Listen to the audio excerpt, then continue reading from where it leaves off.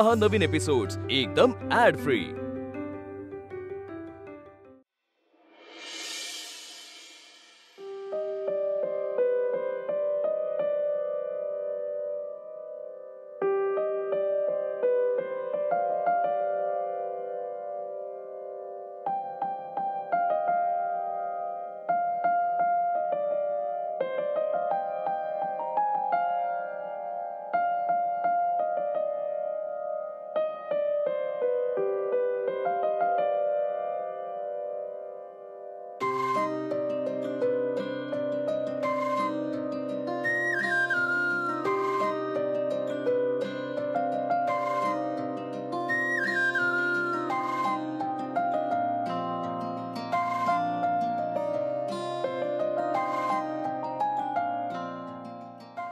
जावई बापू, काय होऊन बसलंय हो हे सगळं?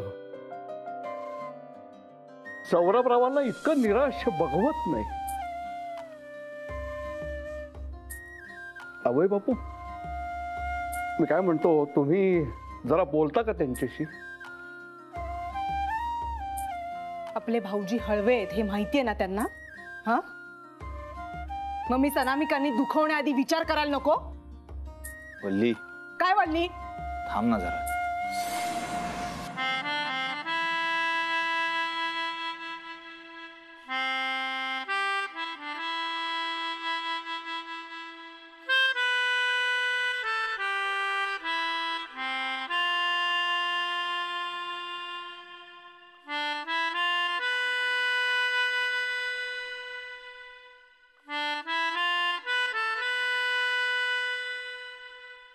अनामिका ताईंचा घाव भाऊजींच्या चांगलाच जिवारी बसलाय.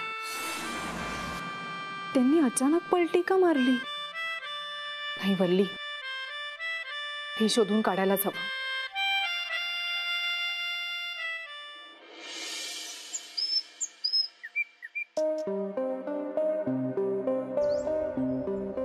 ऐक ना, घराच्या किल्ल्या तुझ्या कपाटात डावीकडे ठेवल्यात आणि बाकीच्या सगळ्या किल्ल्या तुझ्या कप्प्यात मागे ठेवल्यात लपू.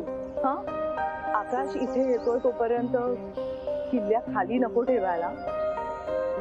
मला कशाची शाश्वती वाटत नाहीये. उगाच कुठची किल्ली त्याच्या हाताला लागली तर प्रॉब्लेम होईल. तू कुठे चाललीस?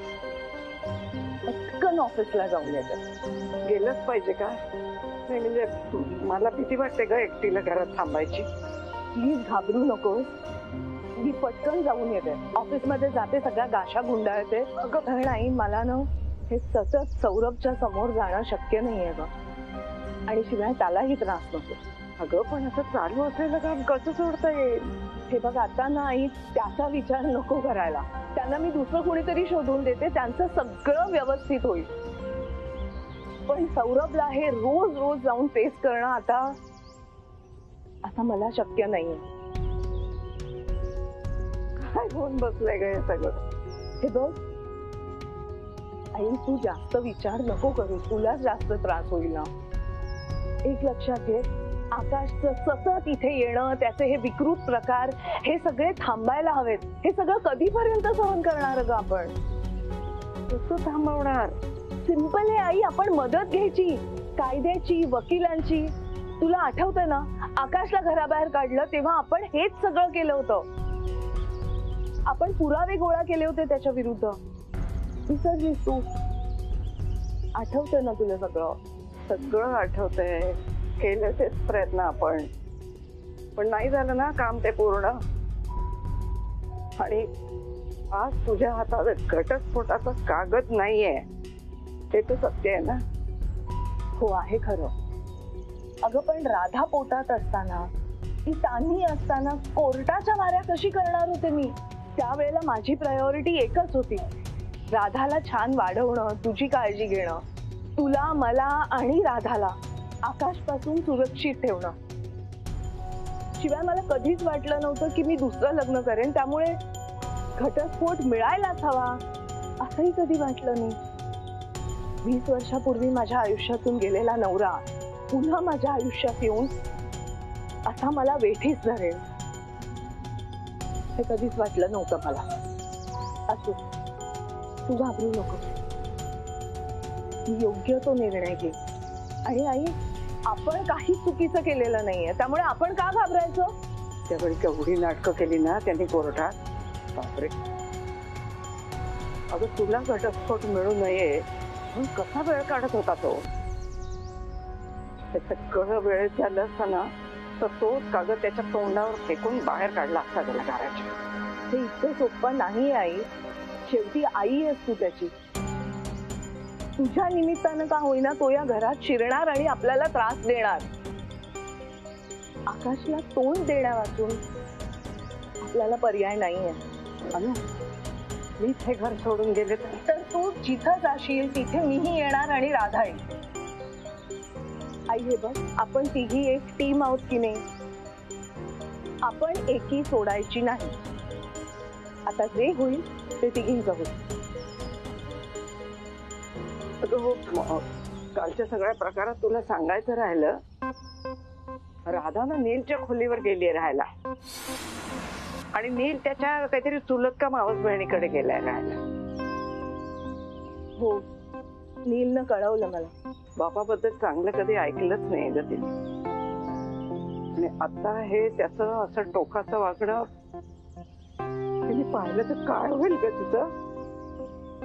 खूप त्रास होणार आहे तिला, त्यामुळे तिला या सगळ्यापासून लांब ठेवलेलंच बरं आहे.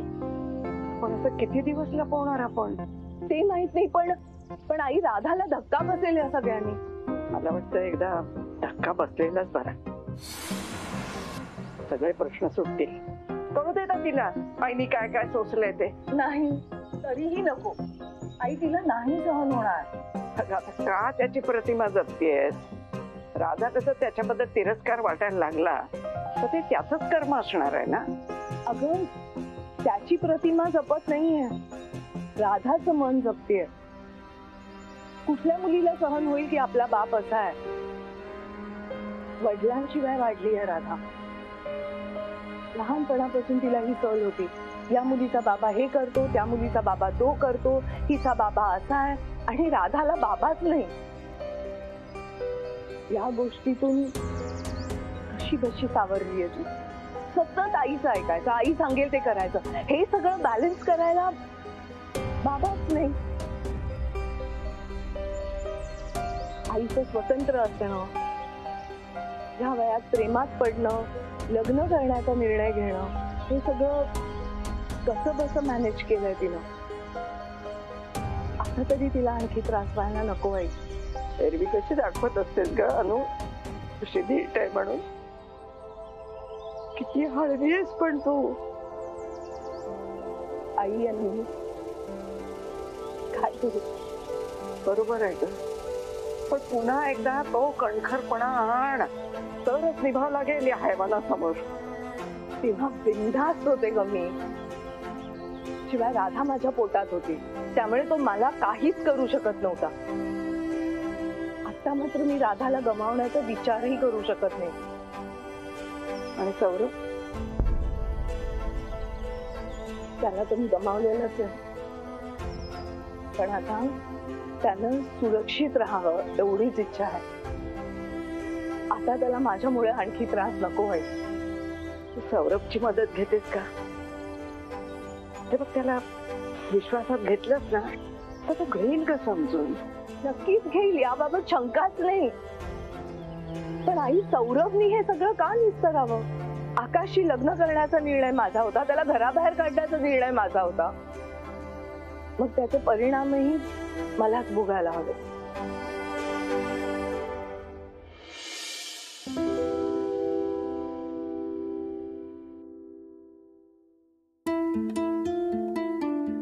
कितीही देवपूजा केलीस ना तरी तुझी पाप काही धुतली जाणार नाहीये.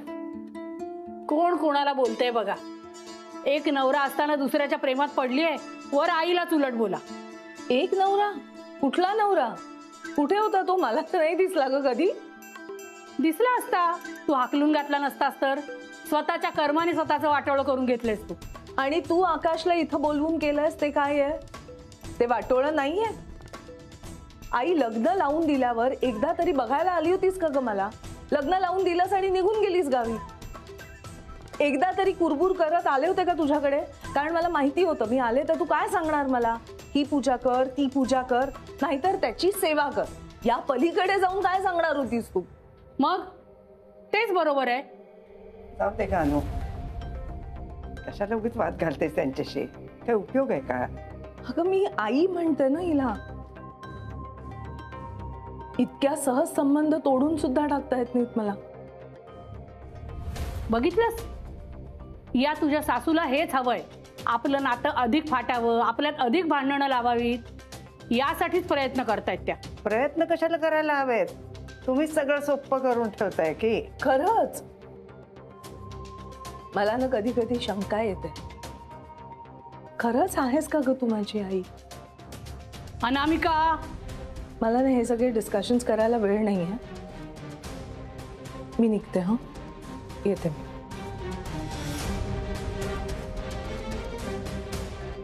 तुम्ही काय दात काढताय?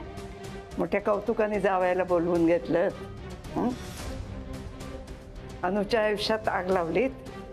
आता बघा, तुम्हीच लावलेल्या मणव्यात तुम्हीच कशा जळून खाक होताय ते. आकाशच्या आई.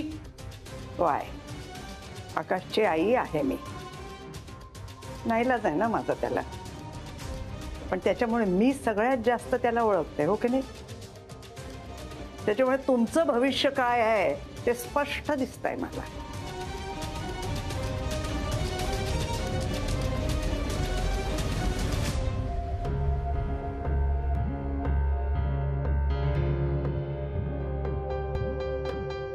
उशिरा का होईना नव्यानं सुरुवात करून पाहू.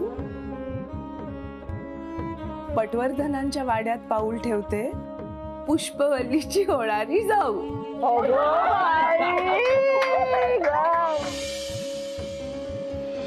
माझा या लग्नाला होकार आहे.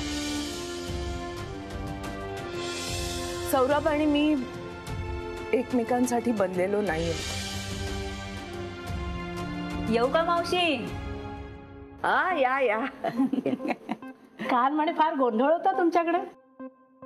हो, मग त्याविषयी मीठ मिरची लावून चर्चा करायला आलात का? छे बाई मावशी, आम्ही आपलं चौकशी करायला आलो आणि तुम्ही आपलं तिरकसच बोलता. सरळ माणसांशी मी सरळच बोलते. मग सरळ सरळ ठणकावला नाही वाटत तुम्ही? हो, तुम्हाला कळायला हवं होतं का ती बाई लग्नाला तयार नव्हती, त्या आधीच घरी राहायला आले. म्हणजे ती नात्याविषयी गांभीर्याने विचारच करत नव्हती. अगं, पण सौरभ पण तयार झालाच की. त्याचं तर म्हणे अनेक वर्ष प्रेम होतं, मग त्याने लग्नाची घाई नको होती का करायला? जाऊ द्या, झालं ते झालं. कसं आहे, तुम्ही आमच्या शेजारी राहता, आमच्या सुखात आनंदात दुःखात सहभागी होता. तसंच जमलं तर आमच्या अडचणीच्या प्रसंगातही मदत करा. नाही, आणि जमतच नसेल तर काहीच करू नका, तेवढीच मदत होईल नाही का? मला ना हे असं इकडचं तिकडच्या गोष्टी केलेल्या आवडत नाही.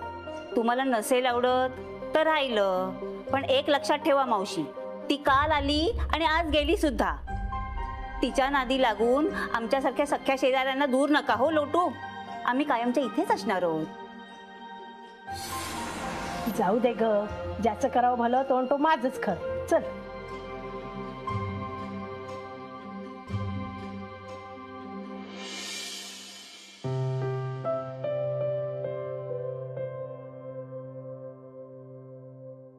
मम्मा मम्मा अगं किती काम करतेस? ठेव दे, बस बस बस खाली बस. खाली एवढं पूर्ण करू. लंच ब्रेक झालाय, सगळे गेले बघ एकत्र जेवून. आपण जीवत घे घे डबा घे.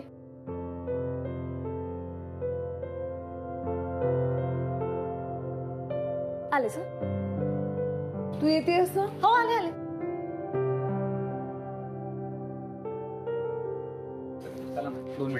एक काम आहे, लवकर ये ना. पटे चल चल चल चल चल चल. ये लवकर ये लवकर ये लवकर ये लवकर ये. बस बस बस. चल. हो बसा सर, किती वेळा काम करणार? आता लंच करूया ना आपण. या बसा.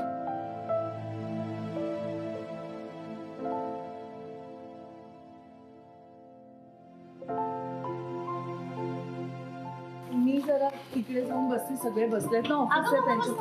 बस ना यार, एकत्र जेऊ ना. हा तर नीट काय बरं दिलंय मावशींनी तुम्हा दोघांसाठी? अरे आमच्याकडे घेवड्याची भाजी आणि पोळी या sir.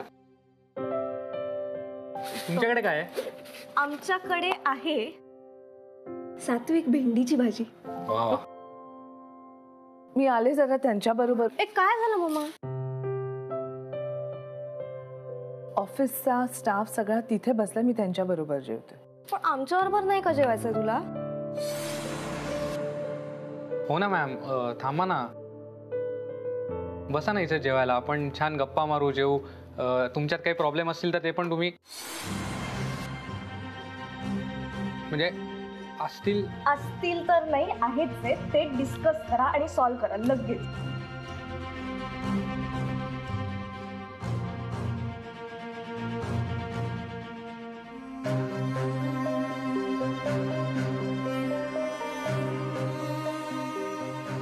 Mamma, mamma come on यार.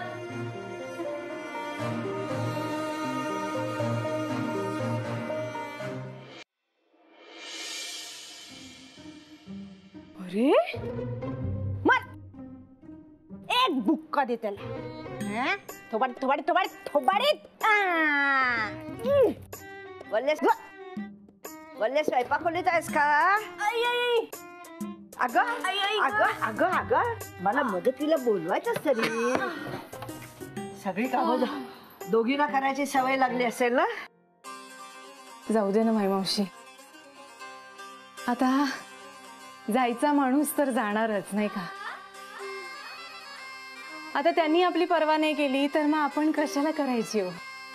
अगं बाई, सिनेमा बघत होतीस का?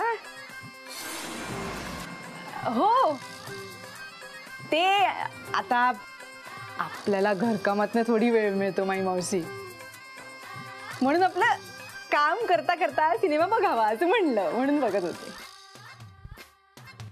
तुम्हाला माहितीये कुठला पिक्चर बघत होते मी? हा, एक पिक्चर आहे त्यात ना गोविंदा हिरो आहे. तर त्याची स्टोरी अशी आहे की त्याचं आयुष्य एकदम सुरळीत चालू असतं, एकदम मस्त. आणि त्याच्यानंतर त्याला कळतं की त्याला जीवघेणा आजार झालाय. हो, आणि मग तो ना असा धक्क्याने एकदम विचित्र वागायला लागतो आणि तो ना असा जीवघेणे खेळ करायला लागतो. म्हणजे आपण मरणार हा धक्का त्याला सहनच होत नाही आणि तो ना जीवाशी खेळायला लागतो. माई मावशी, तुम्हाला माहितीये का, स्वतःचं ठरलेलं लग्न सुद्धा मोडतो तो. कधी कधी असं होतं वल्ले, आपल्याला वाटत असतंय पण समोरच्या माणसाच्या आयुष्यात असा काहीतरी नाईलाज झालेला असतो ना की त्यांना मनावर दगड ठेवून निर्णय घ्यावा लागतो. अगदी बरोबर बोललात.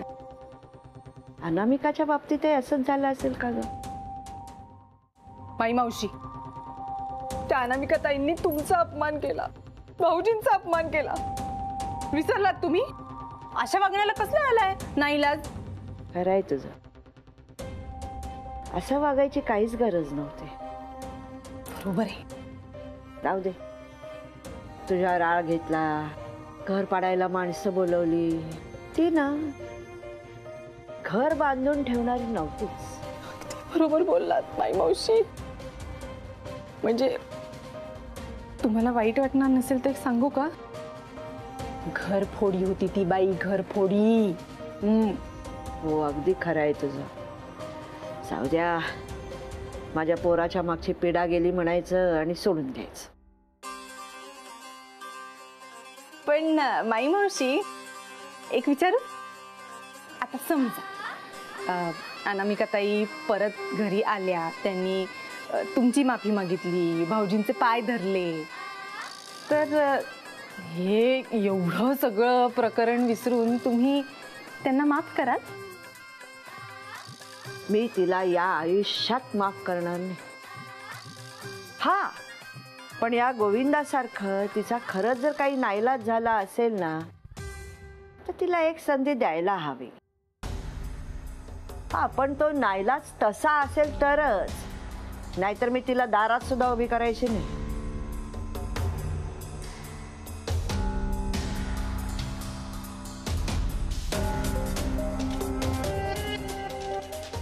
अनामिका ताईंचा नक्की काय नाईलाज झालाय ना तो शोधून काढावाच लागेल.